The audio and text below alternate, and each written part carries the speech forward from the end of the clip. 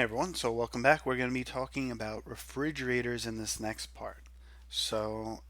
As we said before, the way the heat engine works is that heat naturally flows from a high temperature source to a low temperature source, and we take advantage of that and get a little bit of work out. So while the heat is flowing from one section to another, we're getting a little bit of heat. You can think of this almost as like a water wheel. So water is naturally flowing from a high potential point to a low potential point, and we can put a wheel right in that section to get a little bit of heat, a little bit of work and energy out of this natural process. Now, fridges, on the other hand, work the opposite way. The whole point of them is actually to take heat from a low source and put it into a high source. So that means that heat has to actually flow unnaturally from low to high. Again, going back to our initial scenario, that'd be like having water flow from the bottom to the top of a river or top of a mountain, which, as you know, is possible. But now, instead of the initial case where we're able to get work out of this transaction. Now we actually have to put work in. We have to physically go in and lift the water up in order to put it up there, like through a pump or something. And the same thing's going to happen here. So instead of letting heat flow from high to low and getting a little workout, what we're going to have to do is we're going to have to put work into a system in order to take and remove the heat from a low source and move it to highest source. Um, yeah, so a lot of the equations that we have are going to end up being very similar to what we had before. Uh, but the one thing that we have to note is our change in our term for efficiency. So remember before we had, I defined the efficiency as W over QH. Basically, what I said was it was the amount of heat, it was a ratio of what we wanted to get out, work, versus what we put in, QH. Here, because of the fact that we want to actually change these terminologies, instead of wanting to get work out, now we want to try and get as much heat out of that lower system with as little bit of work as possible. We're going to have to change our definition for the efficiency. And in fact, we're actually going to talk with fridges about something called the coefficient of performance, or gamma, which is essentially the same thing. So here, the equation is defined as this. So this is essentially our efficiency equation. It's a ratio of how much work we're able to remove versus how much work is required from us. Now, for the most part, similar to the efficiency equation, we want this term to essentially be as big as possible. For example, a really, really good fridge would be one where we can remove a ton of heat with a little bit of work. So the bigger this gamma term, the better our fridge is. Yeah. Now, one thing to note is that the coefficient, because of the fact that the equation is different and set up differently, um, it shouldn't be confused with this coefficient performance and efficiency, where efficiency was basically limited to being less than 1. Because remember, you can't have anything higher than 1 since that would be 100 efficiency. On the flip side, though, with the coefficient of performance, you can actually have any number greater than 0. So technically, you could have a coefficient of performance of 4 or 7, basically meaning that you're able to remove 7 times as much energy as you put in. Yeah, so just wanted to note that while we're saying that this is similar to our definition of efficiency, it's not as limited as efficiency, where efficiency only goes between 0 and 1. Here, it's going to go from 0 to infinity. So we can actually do something similar to what we did before, where we can take our equations for the reversible fridge and come up with a coefficient of performance that could be seen as the ideal limit, or what we would call the Carnot coefficient. Now, I wanted to just reiterate that again. Well, the reason we're using Carnot is just as a stand-in term. It's something that was used before, so they tend to use it as a catch-all for any sort of ideal reversible process. All right. So the equation looks a little bit different, but we can do it the same way through the definition of what reversible is, and that the ratios of QH and T, or Q and T, I should say, are equal. So when we plug that in for QL and we simplify for W, we end up getting this. And once again, we could come up with another inequality based off of our definition for, reversible, irreversible fridges. So remember, in this case though, the output is going to be the high. So what we're going to end up having is this instead. Sigma H is greater than or equal to sigma L. So when we use our conservation of energy for the work, we end up getting this. And once again, we get that this ends up being a max limit to our efficiency, and that our actual efficiency is going to be anything less than this. Just want to throw that out there. But this is something that you want to always make sure that just keep on noting, whether we're talking about fridges or engines or heat pumps or ACs. What is the purpose of what's going on? Because even though they're all very, very similar, we won't always have a case where uh, sigma L is always the one that's going to be bigger in the irreversible. In this case, because of the fact that it's the exhaust is now the high end, this is going to be the higher one. So I just want to point that out. All right, so this is just a written explanation of how the fridge works.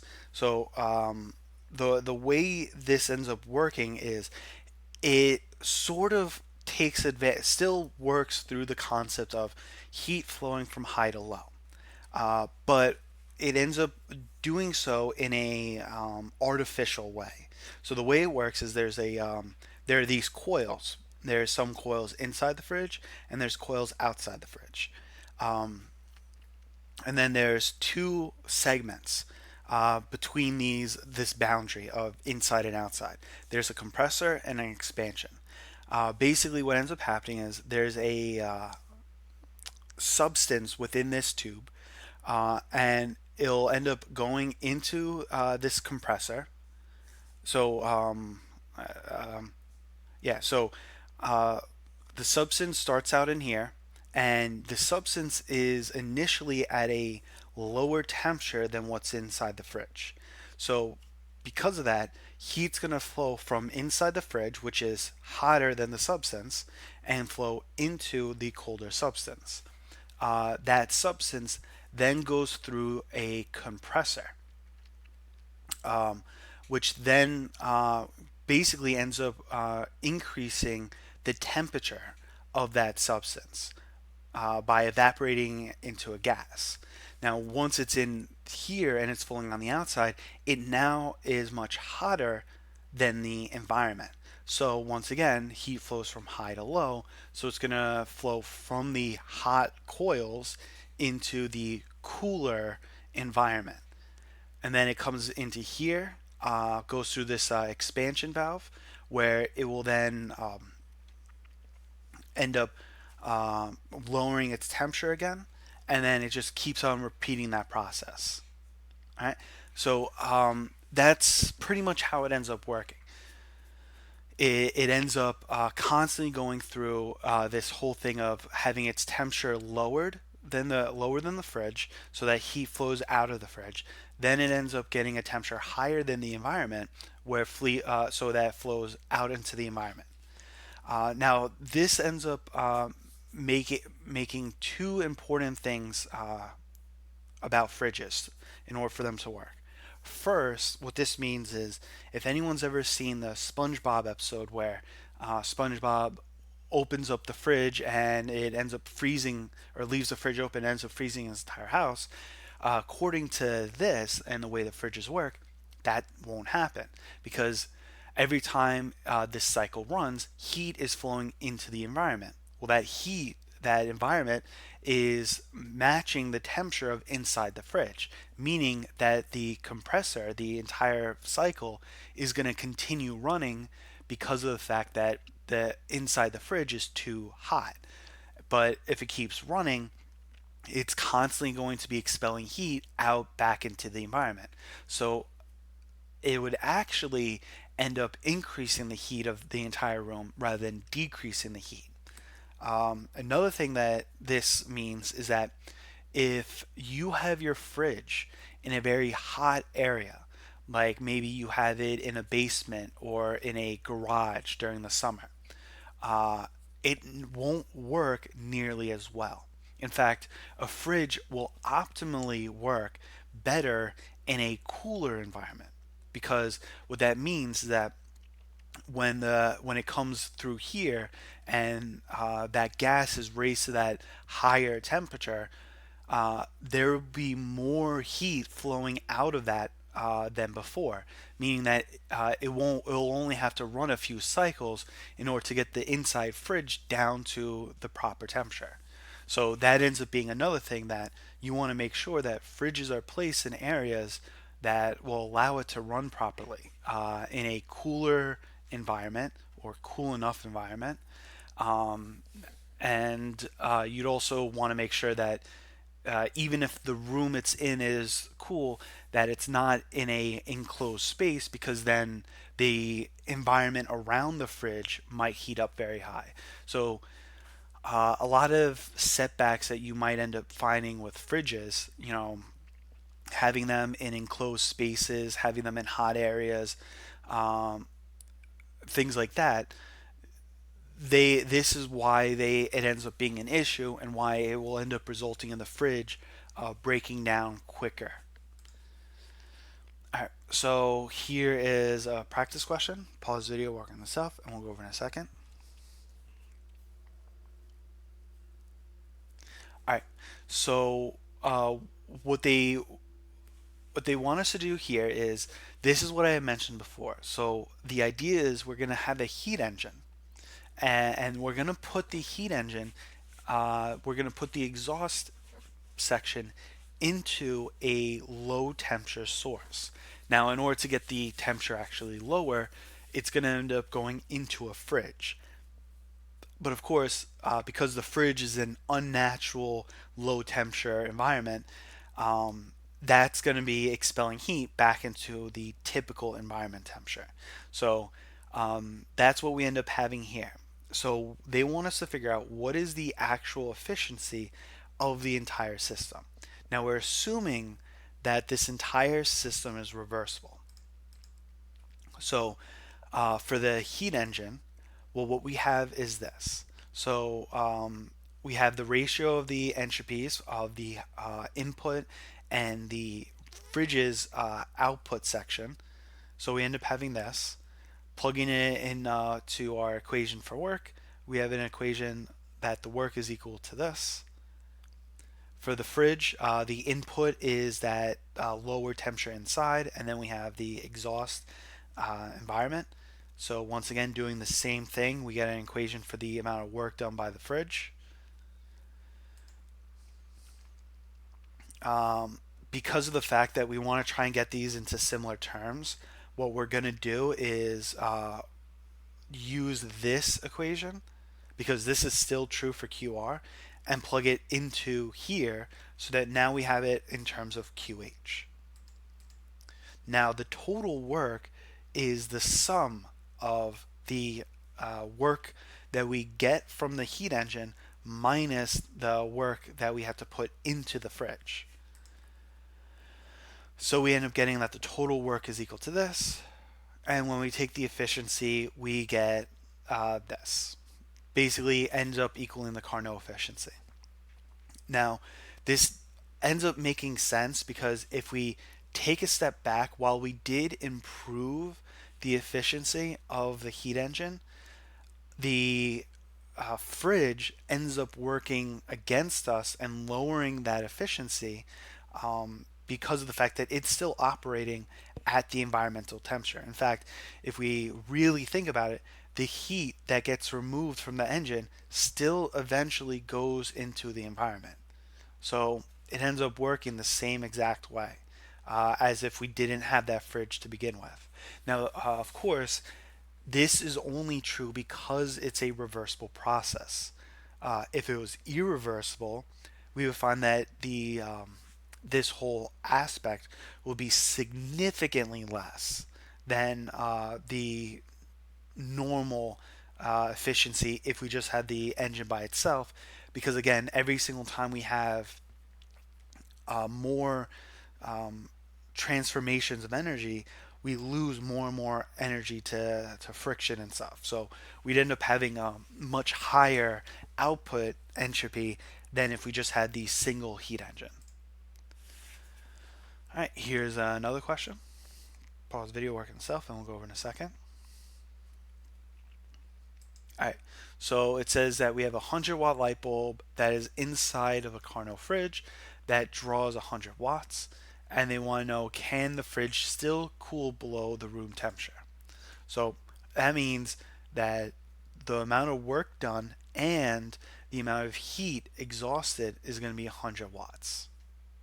So what we end up getting is this, that W and QL are equal to this. So when we solve this, that means that this ratio has to be equal to 1. Solving this, and remember TH being 300 Kelvin, we end up finding that yes, it will end up being below room temperature.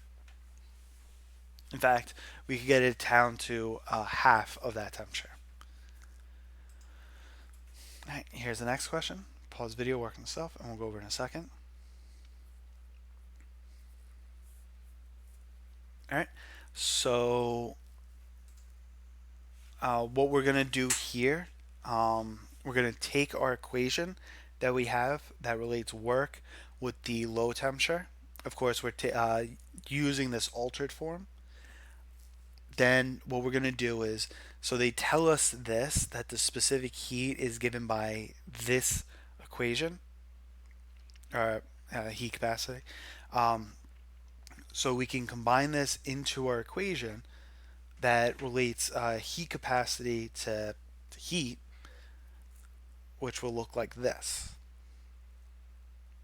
And then we plug in the AT to the cubed in, plug it in right here. And then just like we did last time, we're going to integrate between TH and 0. So the TL terms that we're integrating are pretty straightforward. It's going to be a 1/4 t to the fourth and 1/3 t.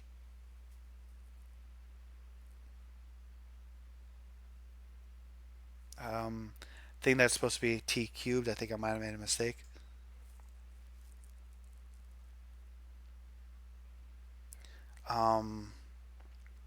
So then we do the work.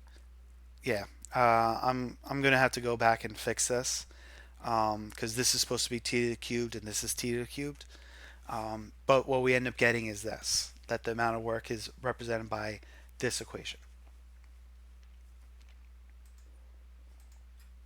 All right. Now, air conditioners and heat pumps are pretty much just fridges, though with slight differences, and again, slight purposes.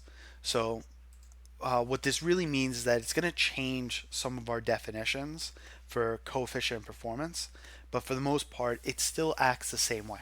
So just like with a fridge that essentially takes advantage of this whole artificially increasing and lowering temperatures of substances in order to get the heat to naturally flow, or maybe I should say unnaturally flow, from a low source to a high source. With the air conditioner, it still does that, except it's basically turning your a certain room into a fridge. And then a heat pump is if you take an air conditioner and just flip it around so that the heat is going into the room rather than cold air going into the room. Um, yeah. So these are the two things. So the air conditioner, the environment is, instead of it being the room, is going to be the actual environment outside, while the inside is the fridge part, and then the heat pump, the environment is the outside and it's colder, but inside we want warmer. So again, it's taking the air conditioner and flipping it around. But the important thing is that even though we're flipping the air conditioner, it's not like a heat engine. Heat engines are completely different with different purposes. This is just a flipped air conditioner. So here is the question. You can pause the video, work on the stuff, and we'll go over in a second. All right, so they give us some of these definitions, and they say that they want us to show that the temperature of the room is given by this equation. So what we want to first start off is they say that the heat gain, the room gains heat at this rate. So that means dq over dt is going to be equal to this. Now, what we know is the rate at which the work is done is going to be equal to this. Now, this is something that happens a lot, and it's perfectly fine where we have these equations dealing with the energy of the work and the energy exhausted and the energy input. We can technically turn all of those into powers or rates of energy, because it'd be very easy just to divide everything by seconds and boom, we get power. So that's what we're doing here. We're just taking the equation that we already have that relates work and QL and just turning them into power. That way we can combine it with this term over here. So we get the power is equal to this.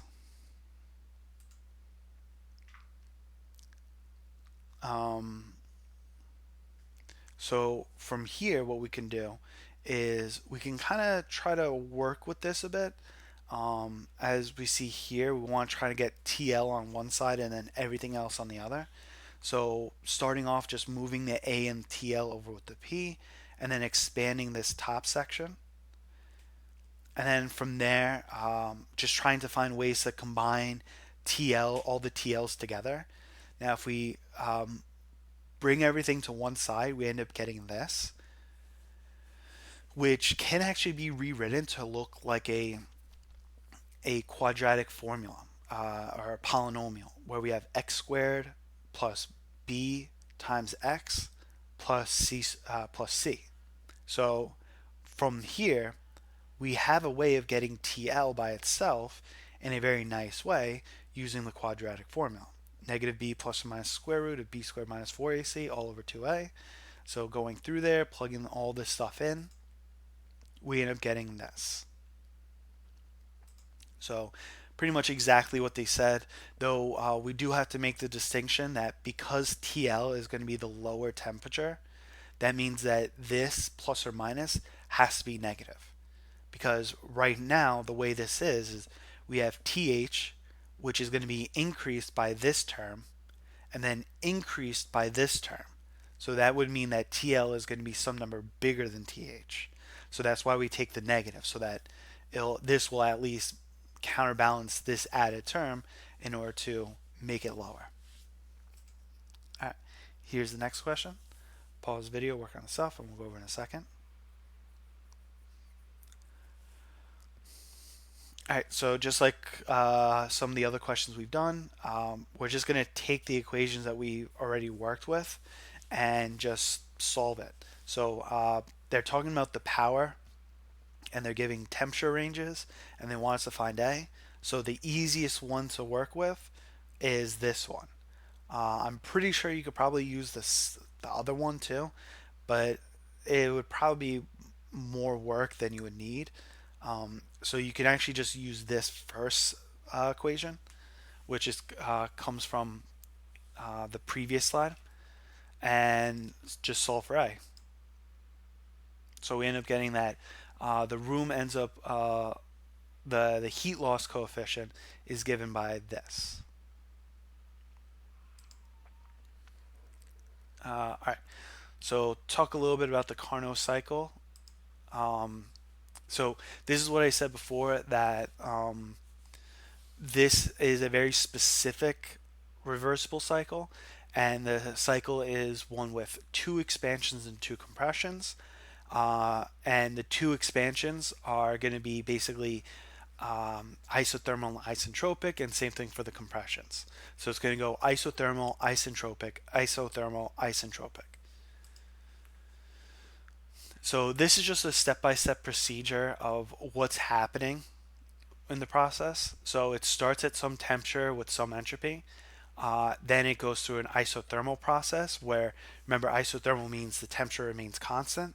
So the temperature doesn't change, but the entropy does end up increasing. Then it undergoes the isentropic, where it'll go to a new temperature, but the entropy doesn't change. Then we go through an isothermal process again, where we go back to the original entropy, and then we go through an isentropic process, which brings us back to the original temperature.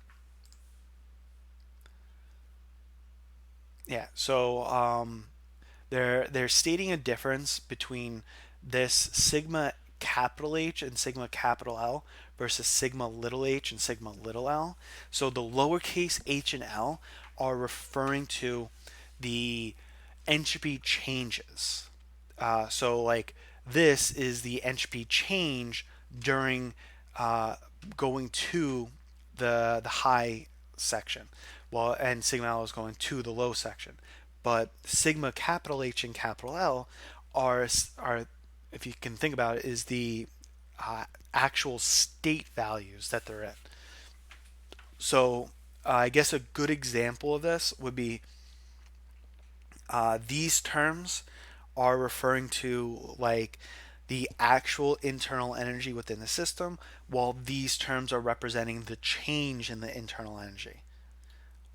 So they have it here that basically the sigma L and sigma H are referring to the difference between capital H and capital L. All right, so the if you end up graphing the process, I don't have graph paper at the right now, and I'm not sure if I show it here, but you might be able to find it in the book. But the process ends up looking like a weird shaped diamond almost. Um, so you can actually graph it either as a p versus v graph or a sigma versus tau graph. And essentially, when you have this graphed process, the area enclosed by the process is going to give us the actual work of the system. This is actually something really nice. And if we think about it, like going back to the whole PV diagram, if we think about it, that makes sense because if you have a graph of P versus V, work is the integral of P dV. Integrals are just a fancy way of doing a complex area under a curve. So if we take the area under the curve of both processes and we take the difference between them, that will give us the net work that we get out of it. Now, for the most part, in these Carnot cycles, because of the fact that going from sigma to T is essentially going to be straight shots, like we start at some high entropy state, then we go to a temperature without changing our entropy, then we go to a new entropy without changing temperature, and so on and so on. We end up getting a box, and that means that if we wanted to take the area of that shape, well, that would just be length times width, or the difference in the entropy times the difference in the temperature. Again, it would make a lot more sense when I graph it, but what you can do is just make a graph of sigma versus tau, make a box, and then have the upper section being sigma h, sigma l, and then writing down where the temperatures are on the x-axis. And it'll make a lot more sense that taking the area of that would just be the product of the difference between temperature and entropy. All right. So what we can do is we can use this thermodynamic identity that we have, the first law of thermodynamics, and set the change in the internal energy equal to 0. And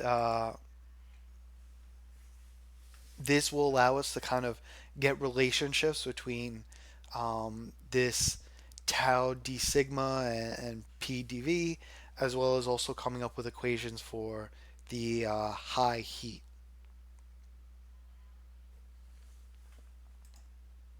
All right, so pause the video, work on stuff, and we'll go over in a second.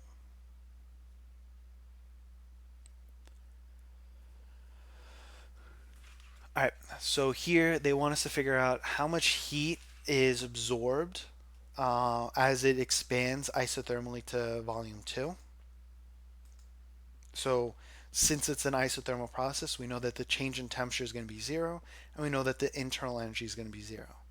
So what this means is the amount of heat added has to be equal to the work done during that process.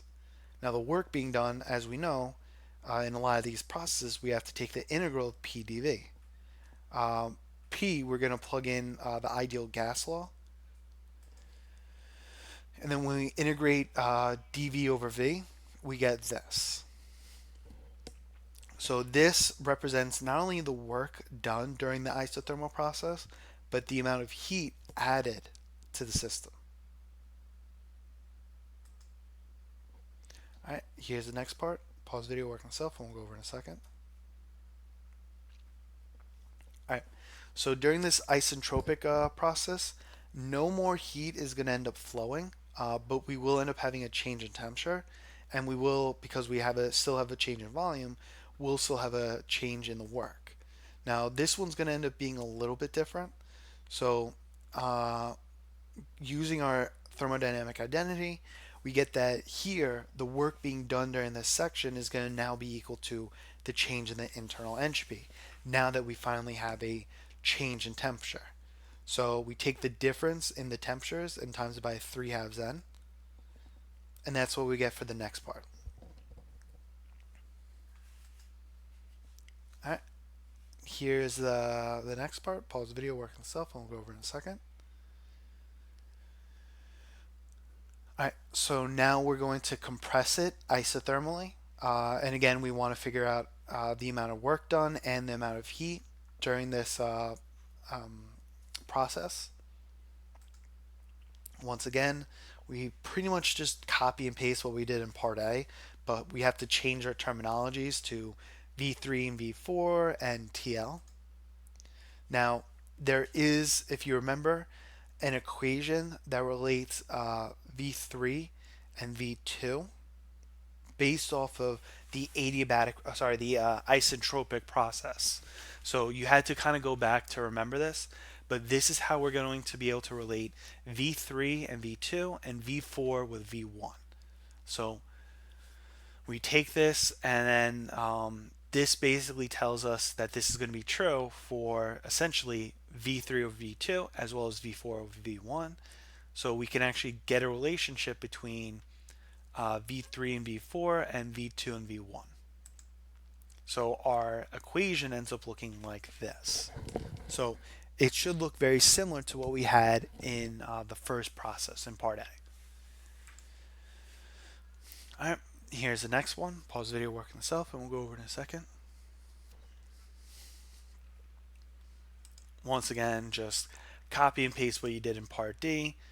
We won't have to do anything extra because we'll still be in terms of TH and TL. Okay, pause video, work on the stuff, and we'll go over in a second. All right. So what they want us to do here is determine the total work during this one complete cycle. So we just add up all these energies. So combining them together and simplifying a bit, we end up getting this. So these two energies, the work's done during these two isentropic processes actually end up canceling each other out. So it just ends up being the work done from the two isothermal processes. All right, we're going to pause the video there and we'll talk a little bit more about the Carnot cycle. If you have any questions, please let me know. Otherwise, I'll see you later. Bye.